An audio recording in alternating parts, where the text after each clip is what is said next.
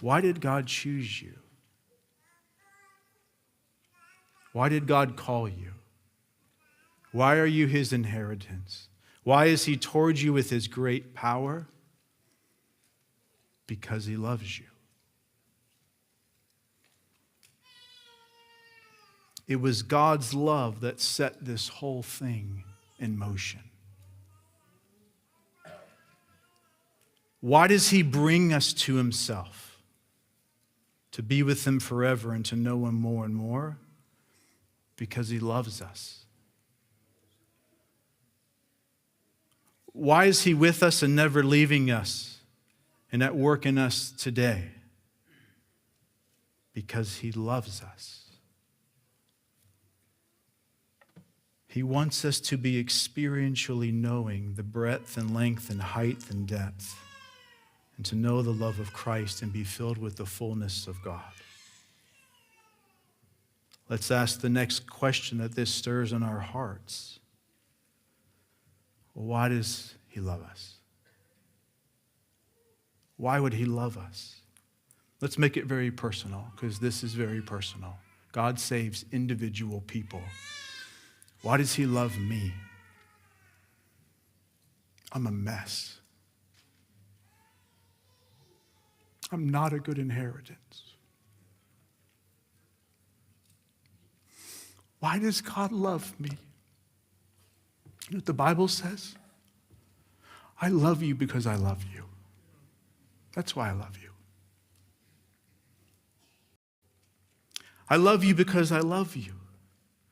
And beloved, I'll tell you this. You need to be very careful here that you don't do what I struggle with, and that is we must be careful not to attribute to God our experience of what we call love and our relationships here on earth, and then attribute that up to God and call that love. Because nearly everything you and I experience on earth in the name of love is performance-based. In other words, the reason on earth, even within this circle, because we're still growing in this, the reason on earth people love is because there's something lovable in the object that's being loved. Even in relationship, you've seen the struggles that we have in our churches, right?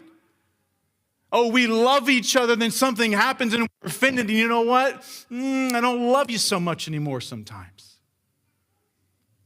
We can't take our definition and experience of love and attribute it to God and then begin to ask the questions, why do you love me? Because you know what you're going to turn into then? You're going to get on the treadmill.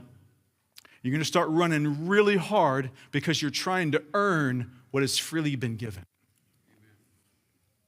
We don't earn the love of God. It is freely set upon you. God himself is love. And he takes that love, and this is what's so amazing. He sets it upon individual people. And from there, he pre-knows them, foreknows them, and then predestines them, and then redeems them, and then calls them. And what's the end of that? Because he wants us to know him. That's why. When you love someone, you want the very best thing for them. And I want you to know this. The very best thing is God himself. It's not what God can give me.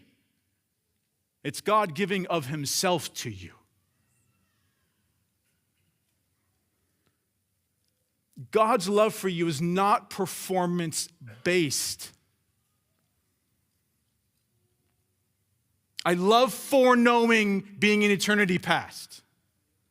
I love that. You know why? Because it was before I had done anything good or evil. This one, I love. Why I love that is because I've done so much evil. And Christ redeemed me from it all. And when I still, as a born-again Christian, struggle, God does not remove his love from me. It was never set up on me based on my performance, and it never diminishes based on my performance. It's always at its peak, which is perfection. And it's what started all of this. And it's what will carry all of this to the end. And it's why he is drawing us to himself, because he wants us to know him, this God of love.